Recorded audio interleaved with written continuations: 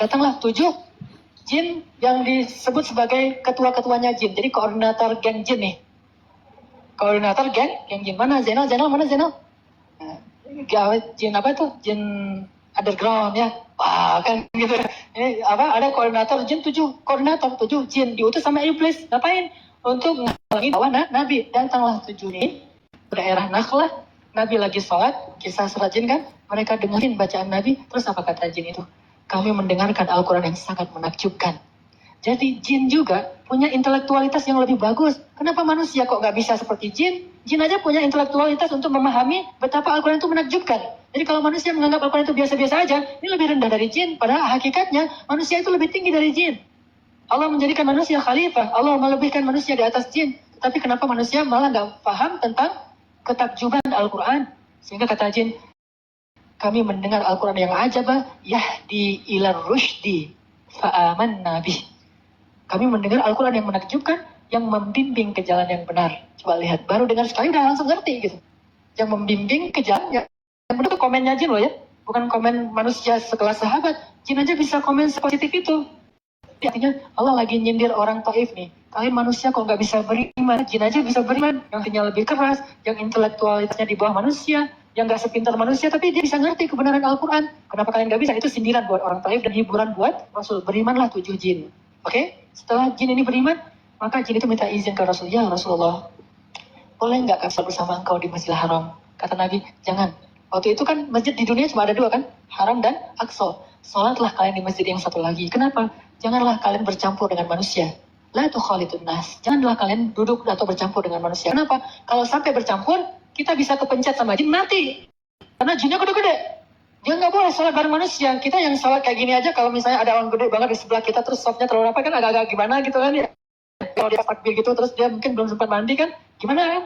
Allah Akbar, jin lebih parah lagi tuh. Bayangin kalau kita sholat bareng, pas dia sujud, kita di depan dia, softnya agak rapat ke sundul, karena dia kepanjangan.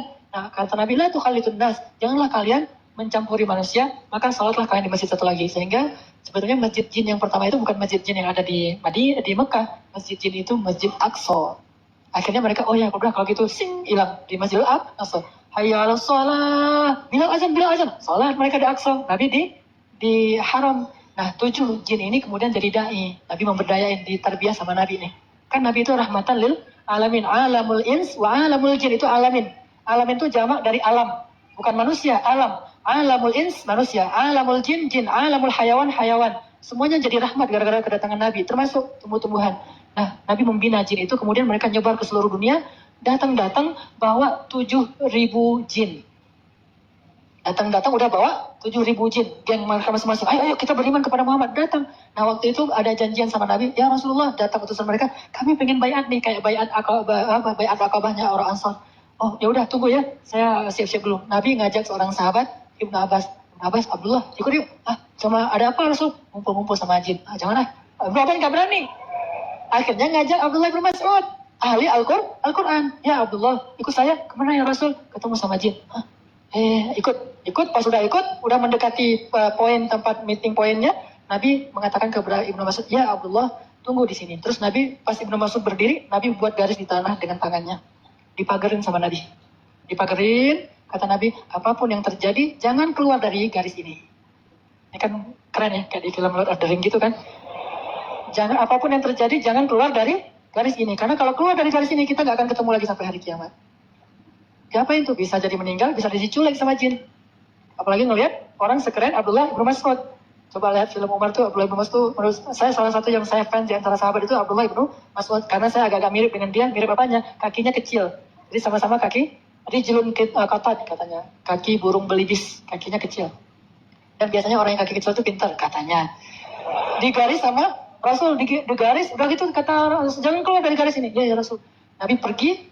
Tiba-tiba kata Abdullah bin Mas'ud, aku melihat asap hitam yang sangat banyak di langit. Itu jin datang. Ada 7.000 jin datang. Masing-masing kayak asap hitam yang sangat banyak di langit, seperti awan hitam, gelap sekali. Tiba-tiba datang lagi yang dari tempat lain itu seperti api yang menyambar-nyambar. Datang lagi dari sebelah sana seperti burung gagak, seperti burung hitam banyak datang. Sampai hampir menyambar Abdullah.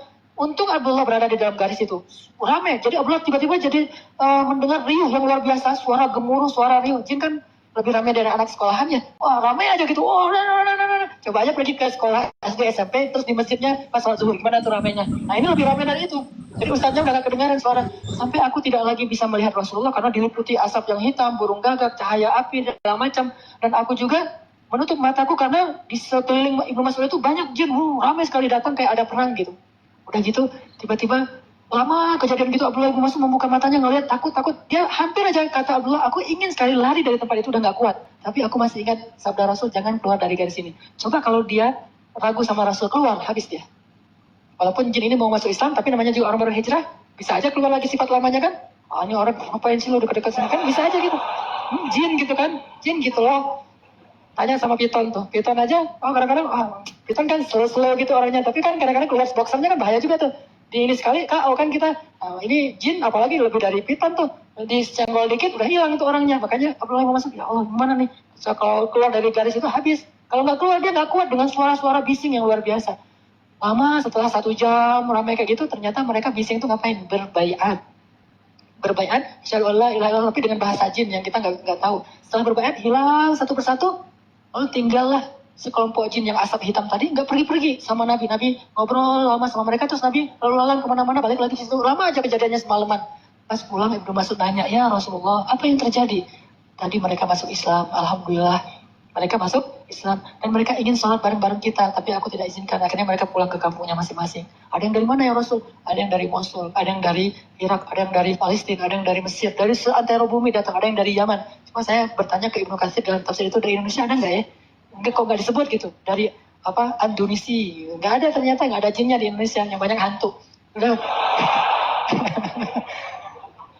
Udah gitu rame gitu kan, udah sepi, tiba-tiba Ibnu Mas'ud tanya, terus yang tadi asap-asap itu kok nggak pulang-pulang tuh ngapain ya Rasul? Ternyata mereka itu lagi banyak curhat ke Nabi. Bayangin kayak gimana dakwah itu. Dakwah itu bukan cuma ngajak masuk Islam, tapi mendengar curhat, duduk bareng, nanti kasih solusi. Itulah dakwah yang sebenarnya. Mereka curhat apa aja Rasul? Ada yang dizolimi sama temennya, akhirnya aku mendamaikan di antara mereka. Namanya jin, manusia aja bisa rame, apalagi jin kan yang lebih berpotensi untuk rame, saling menzolimi. Didamaikan sama Rasul. Kan kalian udah masuk Islam, jangan kayak gitu-gitu lagi, itu mah jahiliyah. Oh iya ya Rasulullah, maafin ya, salam-salaman. Nih jin nih, udah selesai pulang gitu. Terus yang lain ya Rasul, ada juga yang masalahnya mereka ada kasus masa lalu tentang geng perang antar geng, jadi masih harus disatuin nih antara geng ini dengan geng itu. Akhirnya berhasil nih. Kiki ini harus banyak baca surat Al-Jin nih untuk menyatuin antara XTC dengan Brigas, mudah-mudahan jadi misi yang luar biasa. Itu kan salah satu misi dakwah kan, gimana XTC dan Brigas bisa, manusia pasti lebih gampang untuk nyatuinnya, jin aja bisa, apalagi manusia. Akhirnya nyatu 2 geng itu pulang. Nah yang terakhir, ternyata itu jin yang di kampungnya lagi paceklik. Ada juga kasus kayak gitu tuh. Saya juga baca itu, ketawa-ketawa saya baca tafsir itu tuh. Oh gitu ya ternyata jin. Ada yang jin lagi musim paceklik di kampungnya. Sehingga mereka kehabisan makanan, ya Rasulullah. Kalau kami pulang kami makan apa ya Rasulullah? Akhirnya Rasulullah berdoa, ya Allah, jadikanlah tulang belulang sebagai makanan bagi jin. Sejak saat itulah jin makan tulang. Dulu jin gak makan tulang. Sejak saat itu jin makan tulang. Sehingga kata Nabi, kalau kalian menemukan tulang, maka janganlah kalian mengganggunya. Biarkan itu makanan jin. Karena kalau kita ganggu, dia ganggu kita. Nanti kalau mau khayam tuh, ada tulang belulang, udah biarin aja. Jangan ada tulang jin nih, buangin. Ntar digangguin gimana coba? Lagi tidur ditekan atau apa gitu kan. Nah, sejak saat itu Nabi berdoa, ya Allah jadikan tulang belulang sebagai makanan jin. Terus Nabi ngapain? Nyari-nyari tulang.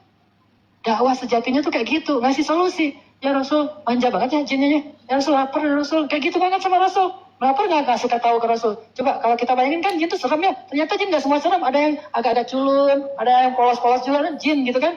Ya Rasul kami lapar. Akhirnya Nabi lalu lalang di antara lembah-lembah nyari tulang-tulang ke onta yang mati, dikumpulin sama Nabi, datang, ini bawa pulang, ini makanan kalian. Karena tulang itu bertahan lama.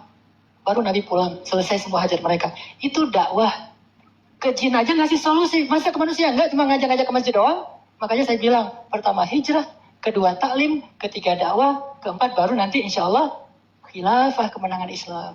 Makanya dakwah itu memberi solusi, bukan cuma ngajak orang untuk ke masjid. Dan untuk bisa ngasih solusi yang lebih berharga, bernilai, kita harus dibina dulu bareng-bareng. Baru yang terakhir istiqomah. Kata Nabi kepada para sahabat, amal yang paling Allah sukai itu adalah amal yang paling istiqomah walaupun sedikit. Inilah teman-teman sekalian, yang kita pengen dapetin perhatian Allah, caper ke Allah, ngedapetin like dari Allah, cinta dari Allah. Coba mulai dari kita udah melewati fase taubat, dan sekarang lagi serius di situ, taubat dan taklim. Insya Allah sambil taubat dan taklim kita terus memperbaiki ibadah kita dan akhlak kita. Dan Kalau yang sudah merasa nyaman dengan ibadah dan akhlaknya, taubat dan taklimnya, kalau pengen sesuatu yang lebih, kita coba ke arah tarbiyah untuk bisa berdakwah. Dan ini juga pasti juga nggak akan langsung drastis kita langsung terjun ke masyarakat, nggak, bertahap sampai nanti akhirnya semuanya itu bisa kita lakukan secara dawam dan istiqomah.